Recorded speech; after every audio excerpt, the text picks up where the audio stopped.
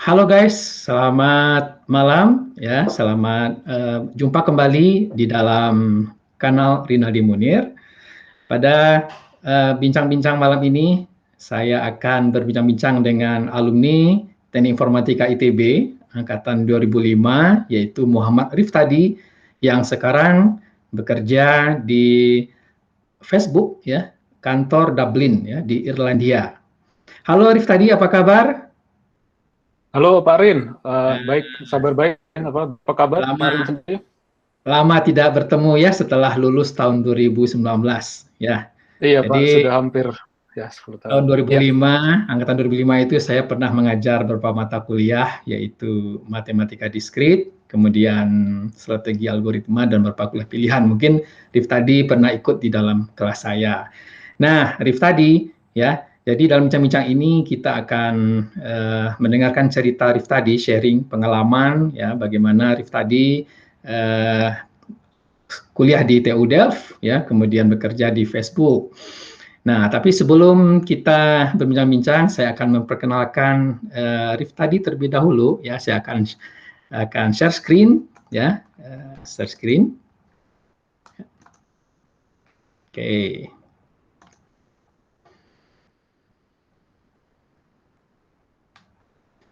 Nah, saya akan share screen dulu tentang informasi tentang Rif tadi ya. Nah, jadi tamu kita malam ini itu adalah Muhammad Riftadi ya. Nah, Muhammad Riftadi ini uh, dulunya ya kalau saya baca dari profilnya nih sekolah di SMA Semen Negeri 8 Jakarta, betul ya Riftadi ya? betul itu Pak, ya. Oke, kemudian ini foto Riftadi ya dengan anaknya ya, sudah memiliki satu Iya. anak. Nah, kemudian Riftadi ini tahun 2005 ya diterima di ITB ya, di Institut Teknologi Bandung ya. Ini jalur apa waktu itu tuh? Jalur undangan kah atau SBMPTN kah atau mandiri waktu itu? Iya, mandiri Pak, waktu itu saya yang pakai tes, ya berarti mandiri betul. Oke, ya di ITB tahun 2005. Kemudian ya, nah ini adalah kampus ITB ya, 4 gedung labtek ya, yang sebelah ujung sini itu ya. Di situ adalah ini ya, labtek 5 ya. Nah, ini Rif tadi waktu wisuda ya, waktu wisuda. Nah, tahun 2000 berapa nih? 2019 ya Rif tadi ya?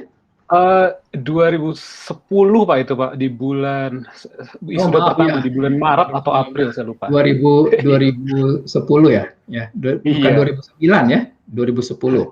Ya. iya 2010 Oke, betul. ini adalah Rif tadi ya dan teman-temannya ini angkatan 2005 ya. Kemudian ya. Nah, ya sebelum kita masuk cerita tentang pengalaman dia nanti kuliah di TU Delft ya. Rif tadi, jadi setelah lulus dari Informatika ITB tahun 2010, selanjutnya Rif tadi bekerja di mana? Iya, jadi saya dulu sesudah lulus dari informatika, kebetulan saya agak pindah jalur sedikit ke bidang networking, apa namanya, jaringan komputer, karena apa namanya, dulu memang saya hobi waktu kuliah itu di networking. Jadi saya waktu itu sempat, begitu saya lulus, saya masuk ke satu perusahaan Cisco partner, namanya Comnet. Apa namanya, intinya di sana saya belajar tentang implementasi jaringan lah Pak, apa namanya router, switch dan lain-lain. Lalu kemudian 1 tahun kemudian saya pindah sama ada perusahaan Cisco partner lagi. Jadi implementasi memang perangkat-perangkat jaringan merek Cisco ya. Saya pindah ke perusahaan sama mirip juga tapi lebih besar itu multipolar teknologi. Terus saya di sana lumayan lama itu, ada 3,5 tahun. Bisa saya juga apa namanya ambil sertifikasi jaringan, apa namanya lumayan banyak lah sampai saya ambil tingkat yang itu yang paling atas gitu ya. Lalu sesudah berkecimpung lama di dunia jaringan, kebetulan ada rekan saya ya apa namanya dia mengajak saya untuk membuat startup lah. Startupnya ini lebih ke arah otomasi jaringan karena Hmm. pada saat itu kita lihat di Indonesia kebanyakan hanya implementasi jaringan itu sistemnya hanya ya implementasi saja dengan tenaga manual, istilah tenaga manusia sebagai operator ya. Hmm. Nah, jadi idenya perusahaan startup baru ini itu namanya Jauda Teknologi. Idenya ini adalah untuk mengotomasi istilahnya bukan cuma manajemen, tapi juga istilahnya deployment, itu provisioning. Jadi mulai dari kita beli perangkat sampai perangkat itu berjalan operasional di lapangan, itu semua diotomasi menggunakan software, tidak lagi menggunakan manusia. Jadi ide perusahaannya buat istilahnya software yang mengotomasi perangkat jaringan. Nah, saya di situ juga Baik. cukup lama sampai sorry Oh, apa namanya? Nah, saya di sampai tahun startup itu 2017. di startup itu Ya. bersama teman-teman alumni informatika juga. Kebetulan apa namanya, bisa direkturnya istilahnya rekan saya yang buat ini, dia kebetulan mesin ITB malah Oh, begitu. angkatan saya lupa 92 apa 93, tapi ya ITB kebetulan. Tapi ya apa namanya, yang ITB lumayan banyak, ada mungkin sekitaran 3-4 orang lah. Waktu timnya juga nggak besar kan, karena startup ya, kira-kira mungkin sekitaran 8-9 orang. Ya, tapi bisa dibilang mungkin setengahnya dari ITB lah, Pak. Beda-beda jurusan, tapi elektro, informatika, mesin. Berapa lama bekerja di sana? Saya di Jaudat itu awal 2015 sampai pertengahan 2017 kira-kira. Kemudian kan Rif tadi mengambil S2 ya, program S2 di Iya. TU Delft ya. TU Delft. Kalau TU itu singkatan apa itu kalau di Belanda itu? Teknik Sebetulnya kalau di bahasa teknik Universitas. universiteit, jadi dia universitas teknik sebetulnya. Ya, Universitas Teknologi Delft ya di Belanda. Ya, betul. Nah, itu Rif tadi diterima di sana itu jalur beasiswa ya? Sebetulnya ya jalur beasiswa, tapi sebetulnya itu terpisah karena saya melamar ke TU Delft dulu, lalu diterima, lalu karena sudah diterima saya cari beasiswa untuk biaya ke sana. Oh, jadi beasiswa Dan, LPDP ya? Oh, bukan Pak. Kalau untuk beasiswanya sendiri, jadi saya waktu itu apply-nya ke Kominfo, saya dapatnya dari Kominfo. Jadi saya justru dapat TU Delft duluan, baru sesudah dapat beasiswa dari Kominfo, sehingga akhirnya saya bisa berangkat ke Belanda. Itu tahun berapa itu ngambil S2 di TU Delft? Mulainya itu di September 2017. Jadi ya 2017 akhir. Ya. Baik, mari kita saksikan beberapa foto Rif tadi ya ketika sedang mengambil S2 di TU Delft ya. Nah, ini TU Delft ini termasuk perguruan tinggi yang terkenal ya. Banyak sekali orang Indonesia yang kuliah di sana ya, dan banyak alumni ITB juga yang ambil S2 di sana. Oke, ini adalah TU Delft ya, kampus TU Delft ya, yang terkenal di Belanda. Kemudian ya, ini adalah semacam landmarknya kalau begitu ya, Rif tadi ya, bangunan Betul, Pak, yang itu kerucut ini. perpustakaan. Oh, ini perpustakaan ini ya. Jadi seolah terletak di bawah tanah ya. Ya, seolah terletak di bawah tanah ini ya. Oke, dan ini ya, Rif tadi ini mengambil S2-nya bidang computer science ya, tapi ini fakultasnya bernama Electrical Engineering, Mathematics dan Computer Science. Gitu ya, betul ya namanya begitu ya? Betul Pak, 3 ya, itu jadi satu fakultasnya. Ya. Satu fakultas di dalamnya ada teknik elektro, ada matematika dan ilmu komputer, ya? Ya, betul. Dan ini adalah kampus, ini fakultasnya ya, fakultas yang Electrical Engineering, Mathematics, dan Computer Science. Ya, nah ini Rif tadi ini ya, yang berfoto di depan perpustakaan TU Delft ya. Nah ini adalah juga ya bersama temannya. Nah, Rif tadi ini adalah waktu seminar apa ini? Itu jadi ini sebetulnya bukan di TU Delft, tapi ini lokasinya di Prancis, foto ini diambilnya. Jadi itu kebetulan saya dulu sewaktu mengerjakan di TU Delft, apa namanya, saya juga sempat publikasi, apa istilahnya, memasukkan ke jadi conference, nama conference-nya. Ya, ini conference paper saya, ini saya mempresentasikan tentang conference paper. Nanti saya akan ceritakan sedikit juga tentang apa yang saya istilahnya riset saya yang masuk di sini. Ya, jadi ini saya waktu mempresentasikan di nama kotanya saya agak lupa, tapi ini suatu kota kecil di dekat Paris lah, sekitaran 15 menit dari kota Paris. Oke. Nah, tadi bisa cerita nggak apa yang dipelajari S2 di TU Delft tersebut? Dan mengambil bidang spesialisasi apa waktu tesisnya? Iya Pak, jadi kan Bapak tadi udah memperkenalkan juga saya TU Delft itu jurusannya computer science atau ilmu komputer. Nah, jadi kalau di TU Delft itu dia dari ilmu komputer lagi ada beberapa sub jurusan lah istilahnya. Saya waktu itu Hmm. kebetulan ambil program yang namanya Data Science and Technology. Jadi ya Data Science and Technology. Itu bedanya apa dari, maksudnya setiap program itu ada yang namanya kuliah wajib dan kuliah opsional yang harus diambil gitu lah Pak. Jadi yang membedakan itu hanya paket kuliah yang diambil saja, jadi membedakan jurusan itu. Nah, waktu itu saya sendiri belajar ya sesuai dengan namanya, data science dan teknologi. Saya ambil cukup banyak kuliah yang terkait dengan data science seperti machine learning. Lalu terus saya juga ambil beberapa kuliah apa namanya yang non data science juga. Saya ada ambil beberapa software engineering karena memang saya juga tertarik di bidang itu. Lalu saya juga lumayan banyak karena saya backgroundnya dari bidang networking, jadi akhirnya saya juga ambil lumayan banyak kuliah di bidang yang tema networking. Nah, jadi sesudah itu saya karena memang lagi-lagi background saya sangat dekat dengan networking, jadinya saya ujung-ujungnya mengerjakan tesis yang lagi-lagi berbau networking. Saya kebetulan ambil ada satu supervisor, jadi satu profesor di fakultas, sebetulnya profesor saya ini bahkan di fakultasnya electrical engineering, jadi dia sebetulnya lebih ke elektro ya. Jadi dia memang spesialisasinya di bidang jaringan.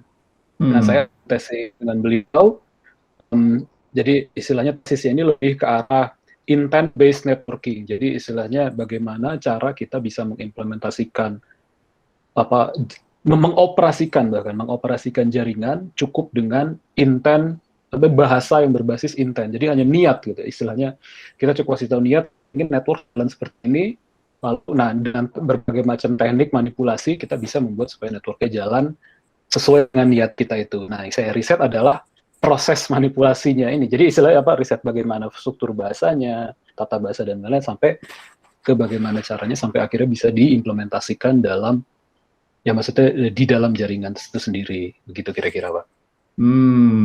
Itu dan dari penelitiannya itu kemudian submit paper yang konferensi di Perancis itu ya? Iya betul. Jadi saya sebetulnya waktu itu nulis ada 2 paper, cuma yang satu sempat diterima di conference paper di Prancis. Di waktu itu konferensinya saya lupa nama konferensi IEEE.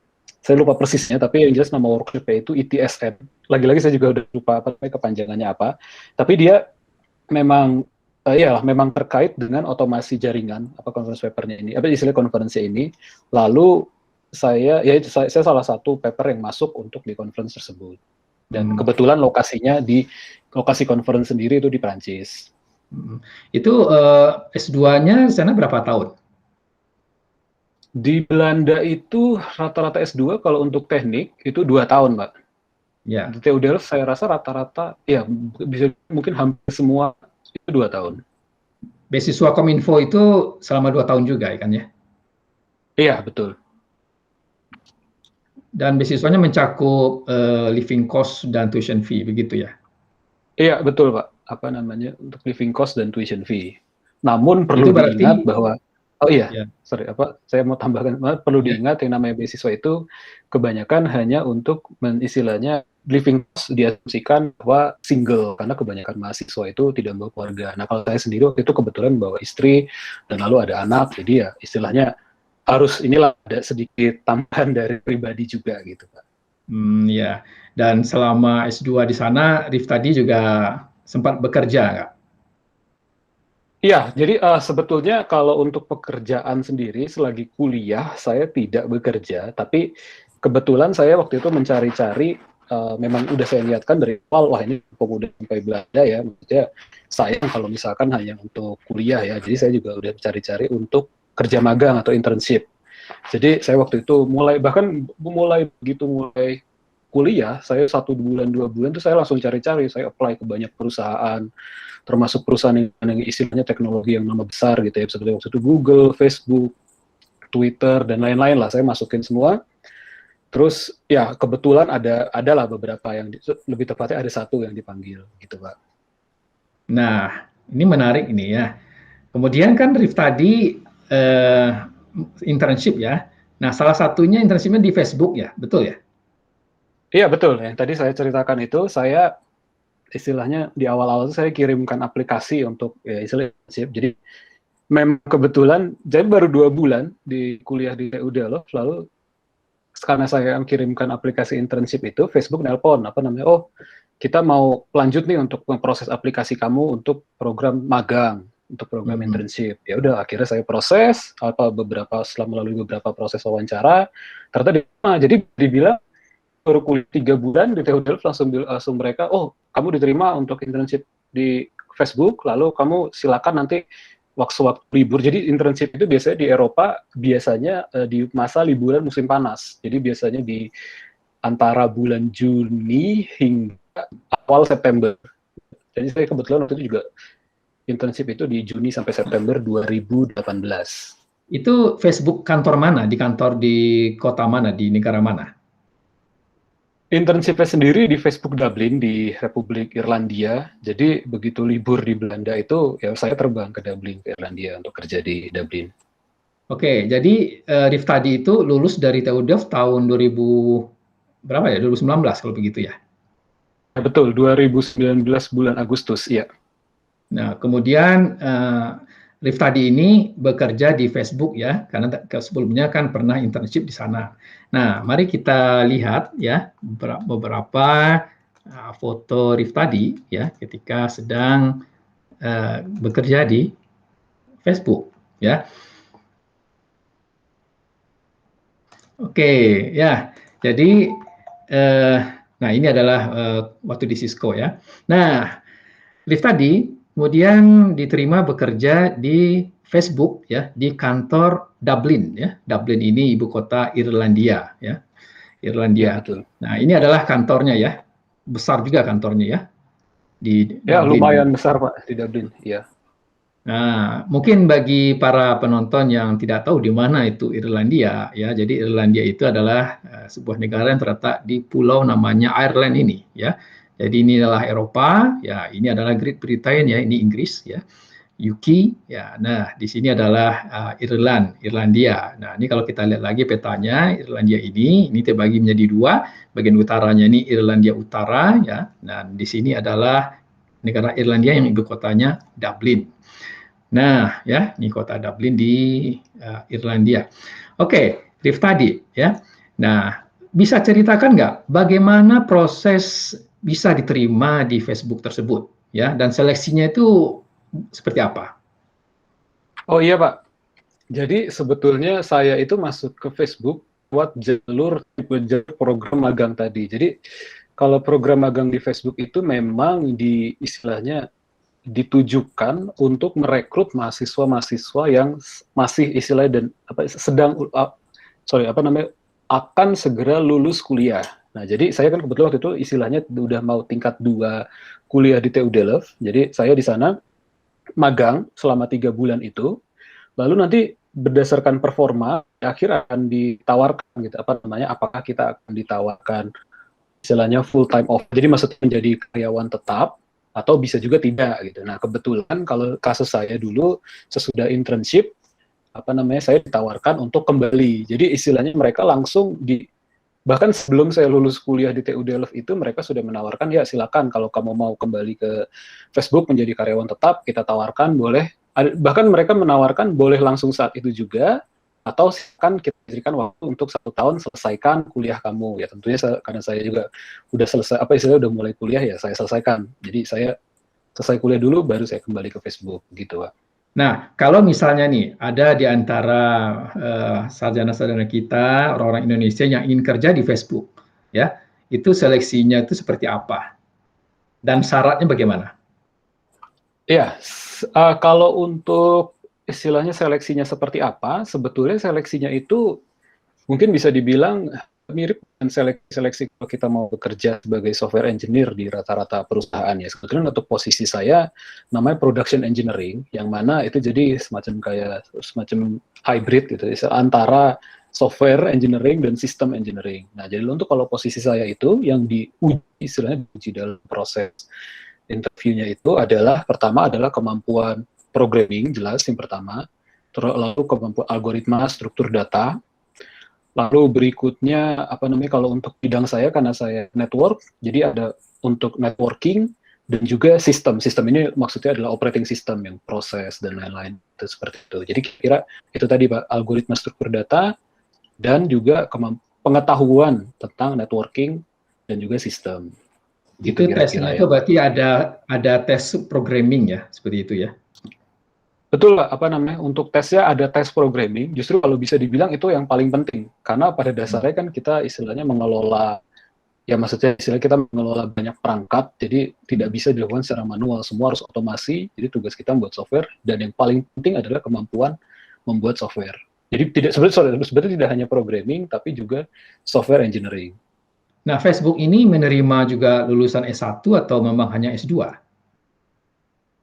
Lebih tepatnya untuk perusahaan ini, setahu saya juga apa namanya di Facebook dan Google dan lain-lain, mereka bahkan tidak terlalu melihat kualifikasi pendidikan. Jadi bisa dibilang saya bahkan ada istilahnya rekan kerja saya, kebetulan dia di kantor London, dia bahkan hanya lulusan SMA dan bisa bekerja sebagai software engineer di Facebook. Jadi mereka itu lebih melihat ke arah istilahnya kompetensi dalam bidang software, istilahnya kemampuan kita membuat software programming, software engineering, algoritma data terstruktur tadi. Jadi istilahnya kualifikasi pendidikan berguna, tapi kalau boleh saya bilang tuh hanya untuk menarik perhatian rekruter. Jadi begitu rekruter Facebook itu kan punya banyak istilahnya aplikasi yang masuk, mungkin ada puluhan ribu, ratusan ribu. Nah, untuk bisa membedakan itu, nah biasanya digunakannya kualifikasi yang paling mudah, universitas yang namanya istilahnya yang namanya terkenal. Nah, seperti itu kira-kira Pak. Tapi untuk ujiannya sendiri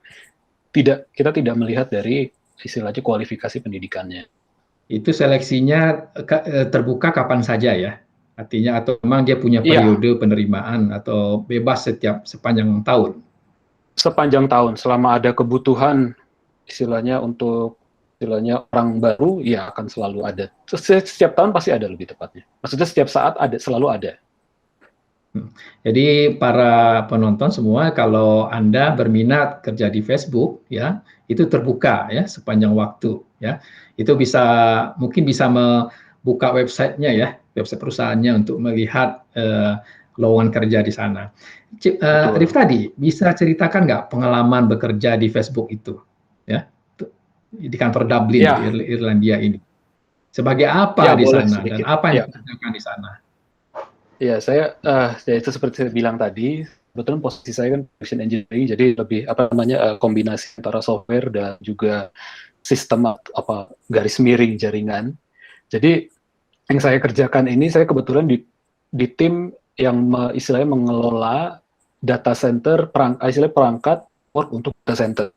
Jadi yang saya lakukan di situ, yaitu tadi apa namanya mengotomasi. Jadi istilahnya kami membangun software, bagaimana cara mengelola perangkat ini mulai dari dia tiba, istilahnya dari masih kosong, tidak ada apa-apa ya, sampai apa namanya kita bisa jalankan itu dan memastikan selama operasional layanan dari jalan itu sendiri tetap istilahnya reliable gitu. Jadi fokus tim saya itu adalah memastikan untuk operasional jaringan reliable di Facebook, seperti itu kira-kira Pak.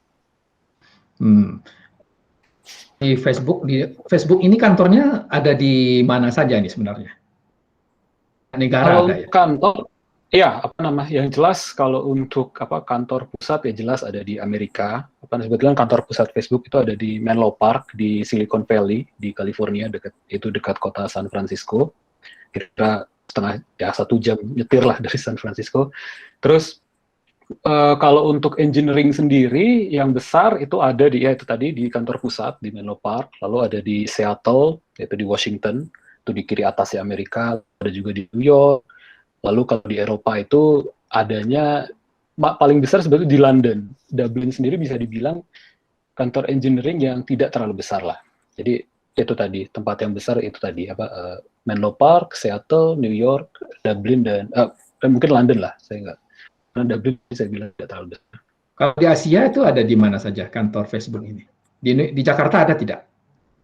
Kalau untuk engineering kebetulan tidak tapi di tiap negara biasanya kantor Facebook itu adanya Perwakilan. untuk lebih perwakilan sales atau marketing. Jadi ya perwakilan dari Facebook untuk negara tersebut. Di Jakarta ada, Tapi yang di sana ya biasanya terkait dengan ya apa namanya, itulah perwakilan Facebook dan kebanyakan divisinya untuk sales seperti itu, Pak. Rif tadi sekarang pada masa pandemi ini tetap ke kantor Facebook di Dublin atau bekerja dari rumah? Oh enggak, jadi kalau untuk saya sendiri apa namanya, istilahnya kami dipersilakan untuk kerja dari rumah full. Jadi sejak bulan awal pandemi itu kan Maret ya, sejak bulan Maret 2020 kami udah, ya 2020 kami semua udah bekerja dari rumah. Jadi saya udah, wah udah lama sekali, sudah ada 1,5 tahun lebih pernah lihat kantor lagi, Pak. Baik, Rif cerita bahwa spesialisasinya adalah di bidang networking ya, jaringan ya. Nah, melakukan presentasi singkat tentang spesialisasi networking yang dikerjakan di sana. Silakan, Rif tadi, share screen. Boleh, boleh. Ya, saya share screen sekarang, Pak.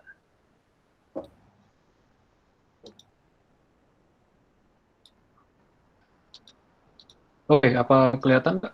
Saya coba Belum. postingkan. Oh, sorry. Apa namanya? Kelihatannya saya salah pencet.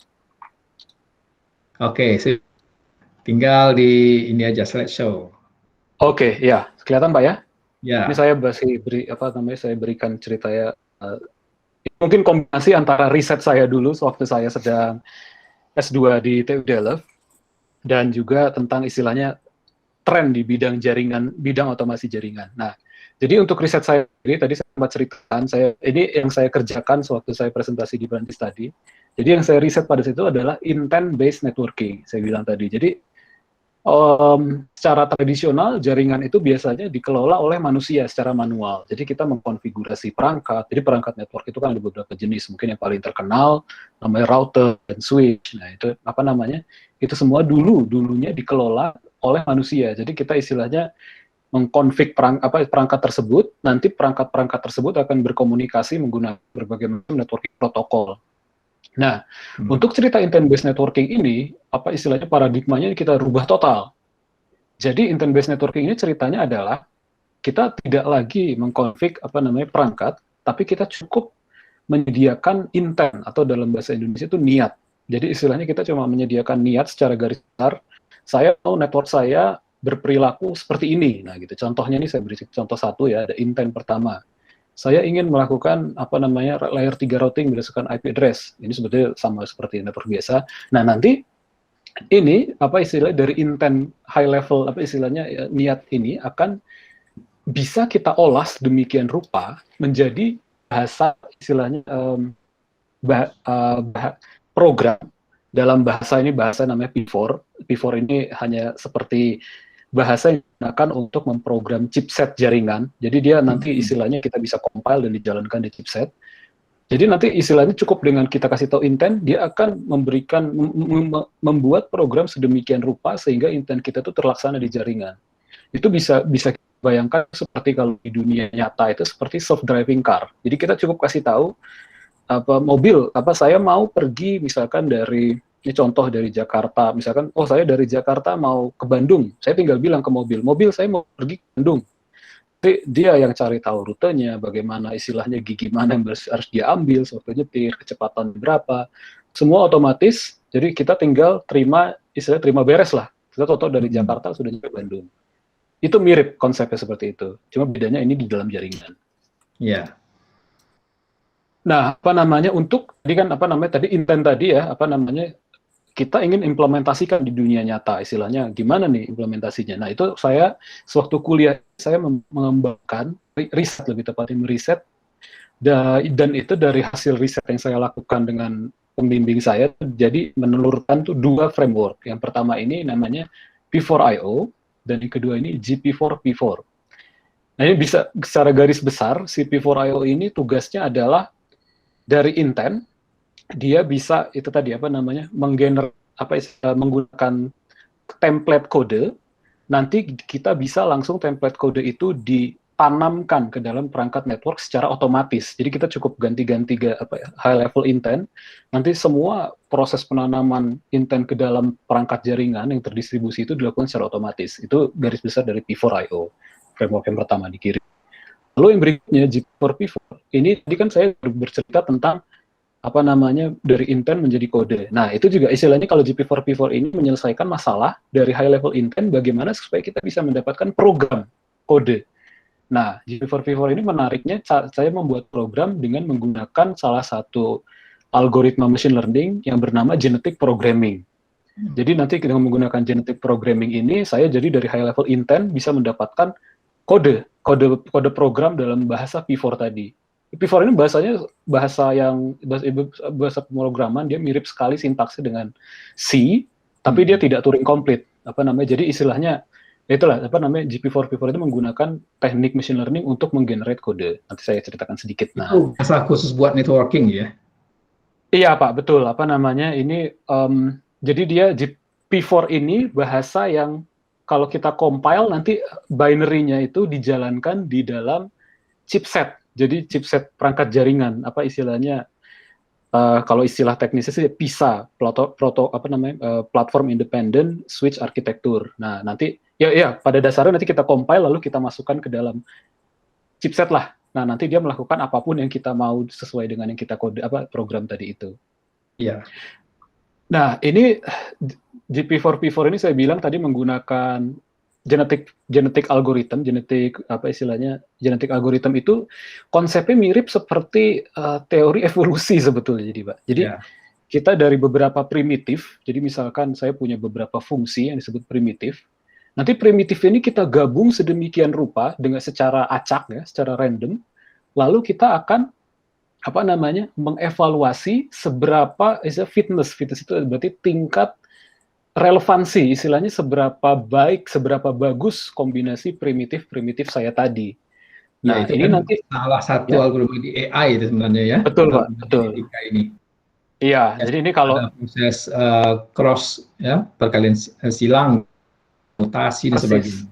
Betul. Nah, ini saya kasih gambaran sedikit. Kalau ini mungkin masih kalau ada rekan-rekan yang ingat, ini dulu game ada Flappy Bird. Jadi ini ada orang yang buat di GitHub ya. Jadi dia membuat AI untuk Flappy Bird. Jadi karena inputnya Flappy Bird itu hanya space, enter istilahnya. Kalau kita pencet enter nanti burungnya lompat. Nah, gitu. Nah, jadi istilahnya kita menentukan kapan dia harus lompat itu menggunakan genetic programming, istilahnya genetic algorithm. Nah, ini jadi kita buat individualnya itu digabung dari beberapa fungsi acak, kita gabung, nanti kita lihat mana ternyata yang kebetulan gabungan dari fungsi ini yang paling baik. Nah, yang paling baik itu nanti kita mutasi dan lain-lain, sehingga punya anak, nah nanti anaknya kita tes lagi terus-terusan sampai suatu saat kita temukan suatu istilahnya individu berarti itu adalah suatu set dari fungsi yang mana bekerja sesuai dengan yang kita harapkan. Kira-kira garis besarnya seperti itu, genetic programming. Nah, ini tadi saya ceritakan, saya lewat saja. Ini saya juga mau menceritakan sedikit mengenai, nah ini tadi kan itu apa yang saya riset, tadi saya bikin 2 framework tadi. Nah, ini saya mau menceritakan sedikit tentang tren di dunia jaringan, barangkali kalau rekan-rekan, terutama yang untuk teknik informatika yang tertarik, masih belum terlalu tahu, ini saya mau kasih gambaran sedikit apa sih yang sedang terjadi di dunia network sekarang. Jadi, saya ceritakan tadi, secara tradisional, network itu istilahnya mereka terdiri dari berbagai macam device yang kita config, istilah kita beritahukan kita ingin dia bertingkah seperti apa, nanti mereka akan ngobrol dengan routing protokol. Itu tradisionalnya seperti itu. Nah, sekarang ada ide baru di dunia network di mana namanya kita tidak mengelola network itu secara tradisional itu lagi, jadi kita tidak mendistribusikan kontrol lagi. Kita akan mencabut istilahnya perangkat network ini yang tadinya kalau kita bisa bayangkan satu perangkat network itu tadinya punya otak dan punya otot gitu ya. Jadi otak itu untuk mencari tahu saya harus memforward paket ini kemana gitu. Nah, kalau otot itu yang melakukan istilahnya forwarding paketnya sendiri. Nah, idenya software defined network ini memecah. Jadi otak dan ototnya ini dipecah dan ototnya saya lewat lagi. Bagian otaknya ini kita jadikan satu istilahnya kita akan masukkan ke dalam satu controller atau satu controller software. Jadi satu aplikasi yang bisa melihat keseluruhan network dan dia akan memprogram otot-otot ini dari jarak jauh. dengan menggunakan ya apa namanya ya remote prosedur apa namanya seperti itulah apa jadi istilahnya dia bisa memprogram otot-otot ini dari jarak jauh. Nah, karena sekarang network jadi istilahnya konsep ini disebut software defined networking. Software defined networking ini menarik bagi terutama yang jurusannya software. Karena apa? Karena networking tadinya itu mungkin bisa dibilang kalau istilah lamanya itu lebih dekat ke elektro lah ya, apa namanya, kita config hardware perangkatnya. begitu ya.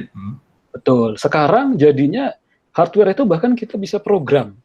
Nah, ini kesempatan istilahnya yang sangat luar biasa untuk yang istilahnya mahasiswa yang tertarik dengan software dan belajar software sehingga dia apa namanya kita bisa istilahnya tujuan akhir kita itu tadi kita ingin membuat software yang cukup pintar untuk mengatur seluruh network sampai ke level tadi kalau saya riset kan intent based jadi saya cukup beritahukan si software ini network tolong bertingkah seperti ini nanti dia yang pikirkan oke, ini berarti implementasi seperti ini lalu dia program semua istilahnya switch semua perangkat jaringan secara ya maksudnya istilah dia bisa pintar untuk membagi itulah jadi istilahnya si controllernya ini cukup pintar untuk tahu apa yang harus diimplementasikan di tiap-tiap bagian dari jaringan baik di router, switch atau kalau misalkan di di dalam server sendiri karena di dalam server kan juga ada yang namanya NIC ya network interface card lalu juga kita ada di kernel di Linux kernel kan juga ada yang namanya forward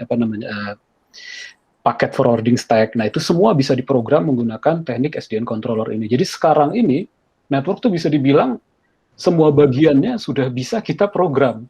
Jadi ini sebenarnya adalah kesempatan yang sangat luar biasa bagi mungkin rekan-rekan adik-adik teknik informatika yang ingin terjun ke bidang network karena ini saat yang menurut saya bagus sekali. Dan ini bisa dibilang cenderung masih relatif baru lah. Mungkin konsep SDN sendiri mungkin udah hampir satu dekade, tapi implementasinya sendiri saya bilang masih banyak sekali lahan untuk istilahnya kita untuk berkontribusi. Terapkan di Facebook ya, pekerjaannya Rif tadi. Ya bisa, saya tidak bisa bilang persis ya, tapi iyalah secara garis besar, iya kita mengambil beberapa konsep itu untuk apa yang saya lakukan sehari-hari di istilahnya di pekerjaan saya di Facebook. Seperti itu kira-kira Pak. Ini terakhir slide penutup dari saya, software ini memang sekarang ini ini bukan kata saya, ini kata Mars Anderson tahun 2011 di Wall Street Journal. Software ini memakan dunia, termasuk jaringan. Jaringan yang tadinya itu lebih ke perangkat jaringan yang dikonfig, sekarang pun jadi software. Seperti itu kira-kira. Okay. Bahkan jaring networking kan tuh udah banyak softwarenya ya. Sudah software sekarang ini. Sudah jarang sekarang di dalam bentuk. Betul Pak, betul. Kedepan akan semuanya pindah ke software. Jadi istilahnya untuk role network engineer sendiri, saya lihat ke depan juga mungkin kalau yang skill setnya masih yang lama, yang mengonfig perangkat jaringan itu sepertinya akan semakin sedikit lah, porsi mereka akan semakin kecil dan lama-lama digantikan dengan ya tadi program tadi sehingga yang lebih dibutuhkan adalah orang yang mengerti jaringan dan bisa membuat software untuk mengelola jaringan. Begitu kira-kira Pak. Nah, di Facebook sendiri, Rif tadi tentu bekerja dengan tim ya, sebenarnya tidak hanya sendiri. Itu berarti dengan orang-orang dari berbagai bangsa ya kalau di Facebook itu ya, tidak? Betul, betul Pak. Dengan berbagai bangsa, bisa dibilang itu sangat kami bisa dibilang bahkan sangat bervariatif. Ini mungkin tempat kerja pertama saya yang dimana kita duduk itu kiri dan kanan semua beda asal lah, beda tempat asal, beda bahasa dan lain-lain. Jadi kita ya harus mau nggak mau harus ngomongnya bahasa Inggris dengan mereka. Jadi maksudnya istilahnya ya, tapi ya itu sesuatu yang menurut saya sangat positif. Jadi karena kita bisa mendapatkan banyak perspektif dari berbagai macam kultur, budaya juga. Menyenangkan ya bekerja di Facebook bagi Rif tadi. Iya Pak, tentu. Ya. Di sana kerjanya sistemnya apa? Kontrak atau tertentu atau tetap atau bagaimana itu ya sistem kerja di Facebook itu? Jadi seperti kebanyakan perusahaan ada tetap dan kontrak. Jadi namanya kalau untuk tim engineering kebetulan semuanya tetap, termasuk saya sendiri juga tetap. Kalau untuk yang kontrak itu kebanyakan yang istilahnya ya periferal lah, istilahnya fungsi-fungsi yang tidak terkait dengan bisnis utama. Tapi ya kalau saya sendiri tetap. Banyak orang Indonesia sebagai engineer. Kalau untuk engineering kebetulan ada 2 malah. Jadi tadinya hanya saya sendiri dari tahun 2019, tapi di akhir di awal 2021 ini kebetulan ada satu rekan saya baru masuk, dia juga baru lulus kuliah. Jadi dia dari Indonesia juga. Dia dulu S1-nya di UI ya. Terus dia mengambil S2 di Erasmus, tapi jadi dia sistemnya yang 2 kampus di Finlandia dan di Swedia kalau tidak salah. Nah, lalu dia gabung ke Facebook. Jadi ada 2 kebetulan untuk engineering. Kalau untuk yang di kantor Dublin. Tapi udah hanya itu saja kebetulan. Tapi yang di Dublin itu hanya 2. Maksud saya kalau di seluruh dunia nih ya, dari Indonesia ini yang bekerja di Facebook ini banyak tidak? Bisa ya. Oke, jadi kalau untuk banyak sebetulnya saya bisa bilang mungkin lumayan banyak, tapi memang ya tidak mayoritas, ya bisa dibilang tidak terlalu, ya kita minoritas lah orang Indonesia istilahnya. Kalau dari ITB ada berapa orang yang kerja di Facebook? Setahu saya kurang tahu persis kalau yang misalkan di kantor di Menlo Park, karena kebanyakan orang Indonesia itu kebanyakan di kantor pusat yang di Amerika, yang di Menlo Park. Banyak juga ya di sana. Betul, ya itu mayoritas memang di sana. Kalau dari ITB, setahu saya cuma baru saya sendiri sih. Kalau untuk dari ITB. Baru Riftadi ini ya, yang baru tembus betul, makanya. di Facebook. Saya nantikan ini makanya adik-adik kelas atau yang baru lulus dari informatika supaya bisa masuk ke Facebook. Nah, skill apa atau persiapan apa yang diperlukan oleh lulusan informatika ini kalau ingin bekerja di Facebook? Karena Facebook ini kan salah satu dambaan ya, tempat pekerjaan alumni informatika. Apa saja sebenarnya? Ya, ini mungkin saya bisa saya tadi udah ada siapkan satu slide, saya kembalikan lagi jadi ini ya. Jadi untuk sebagai ilustrasi saja sebetulnya. Nah, jadi untuk apa yang kira-kira harus disiapkan itu menurut saya seperti ini. Tapi ini menurut pendapat saya aja ya, istilahnya. Tentunya mungkin ada yang lain-lain. Tapi kalau menurut saya itu tadi, yang pertama adalah yang jelas skill programming. Karena itu yang istilahnya ini yang bisa dibilang paling utama lah. Jadi ini saya bilang untuk umum, tidak cuma Facebook. Jadi misalkan Facebook, Google, atau Netflix, atau Twitter, dan lain-lain, semuanya akan mirip. Pertama, kalau untuk kita menjadi software engineer, itu pasti yang paling pertama itu skill programming, yaitu kefasihan dalam salah satu bahasa. Biasanya ya minimal ada salah satu bahasa yang kita sudah fasih lah, istilah kuasai ya. Lalu berikutnya yang juga tidak kalah pentingnya, itu struktur data dan algoritma. Nah, mungkin kayak rekan-rekan yang di informatika mungkin udah belajar ya, biasanya di tahun kedua dulu saya ingat ya, ada juga kuliah struktur data dan algoritma. Tapi bisa dibilang maksudnya kalau saran saya selain dari kuliah itu bagus untuk fundamental, tapi saran saya juga sebaiknya ikut cari istilahnya silabus dari luar, istilahnya jangan hanya mengandalkan dari yang kuliah di universitas saja, tapi coba cari di luaran juga. Karena sebetulnya kalau saya bisa bilang ya, untuk masuk di perusahaan-perusahaan seperti Facebook dan lain-lain ini, dia silabus yang harus diketahui itu lebih mirip ke sistem pendidikan computer science di Amerika, termasuk di struktur data dan algoritma. Jadi istilahnya, saya sendiri dulu ada beberapa hal yang saya baru tahu sesudah belajar di luar. Misalkan nih contoh saja ya, kalau yang linked list dan lain-lain kita udah tahu dari kuliah, tapi misalkan ada hash table. Hash table itu saya belajar baru sesudah di luar dari sesudah saya maksudnya di luar kampus lah istilahnya ya. Lalu banyak hal-hal lain seperti contohnya ya. Pokoknya inilah saya nggak akan menceritakan sesuatu karena kan waktu juga terbatas, tapi yang jelas jangan lupa untuk selalu cari tahu di luar, tinggal di Google apa saja yang harus dibutuhkan untuk bisa kerja di perusahaan-perusahaan IT yang ternama gitu ya. Itu biasanya udah ada standar, saya bahkan bisa tinggal cari sedikit itu udah pasti ada banyak. Pastikan itu semua sudah hafal lah gitu, sudah tahu persis, bisa implementasi dengan waktu yang cepat. Terus juga jangan lupa algoritma ini juga yang penting adalah mengetahui konsep ya, kompleksitas waktu dan dan ruang, big O dan lain-lain. Tapi kita juga yang biasanya mulai menantang kalau misalkan kita mencari kompleksitas waktu untuk fungsi rekursif atau fungsi yang seperti dynamic programming. Nah, itu lebih menantang. Itu pastikan juga dikuasai dengan benar. Jadi istilahnya memang sangat dalam, bisa dibilang cukup ya mungkin saya tidak bilang sangat dalam, cuma cukup dalam lah data struktur dan algoritma yang harus dikuasai ini. Kata anak banget ini.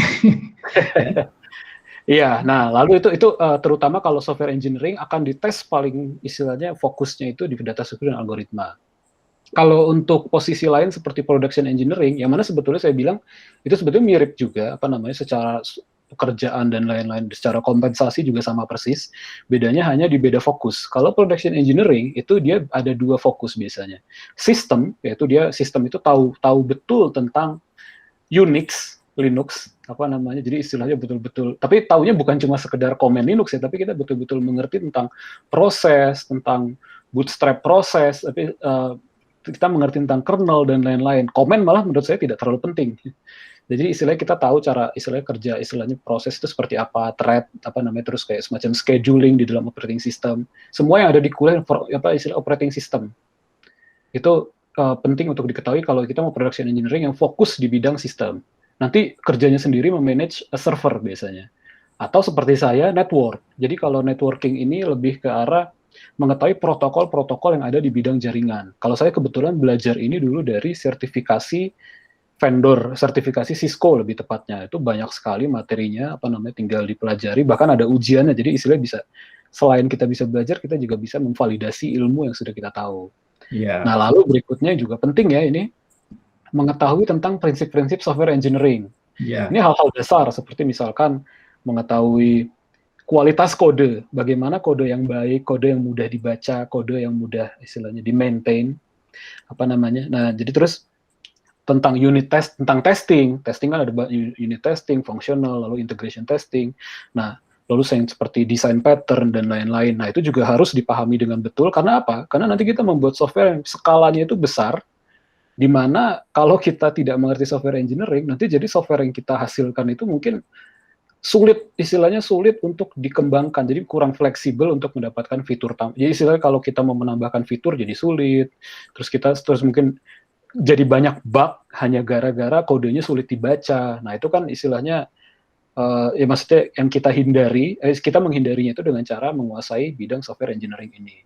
Lalu, nah ini terutama untuk orang Indonesia ya, yang juga penting tentunya bahasa. Jadi Kemampuan karena bahasa. kerja, Bahasa iya di asing. internasional, Bahasa Inggris. bahasa Inggris, betul.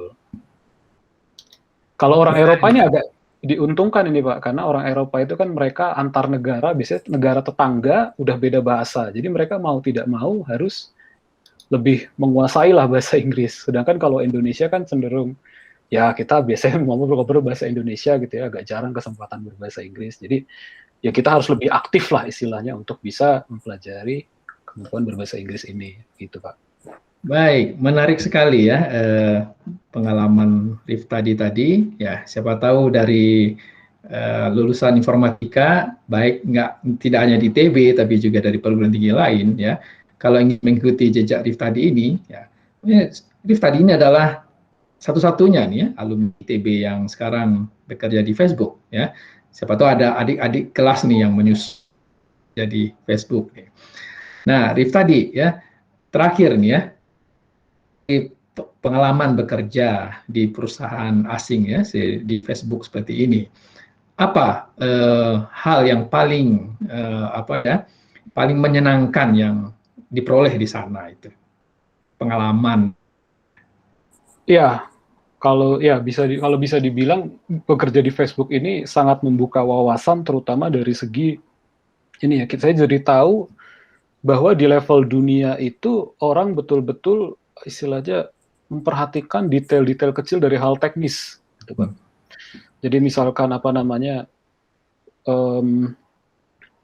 performa software itu berbeda 100 milisecond saja, itu mungkin walaupun usaha yang kita butuhkan untuk misalnya mendapatkan optimisasi 100 milisecond itu mungkin luar biasa besar, itu bisa jadi istilahnya betul-betul kita pikirkan gitu, jadi kayak semacam kita bahas gitu. Jadi istilahnya jadi kita sangat mendetail, bekerja itu sangat mendetail, apa namanya, hal-hal yang biasanya mungkin kita pikir gampang lah.